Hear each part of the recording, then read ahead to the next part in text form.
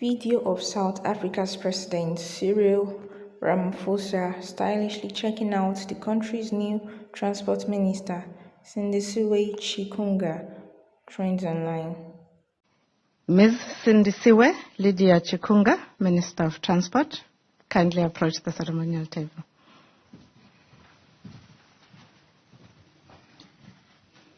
Do you choose to take an oath or to do an affirmation?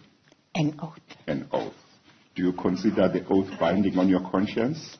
Yes, Chief Justice. Okay. Please read the oath aloud and at the end say, "So help me God." I, Sindisiwe Chikunga, swear that I will be faithful to the Republic of South Africa and will obey, respect, and uphold the Constitution and all other law of the Republic. And I undertake to hold my office as Minister with honor and dignity, to be a true and faithful counselor, not to divulge directly or indirectly any secret matter entrusted on me, and to perform the functions of my office conscientiously and to the best of my ability. So help me God. Thank you very much. You may be seated.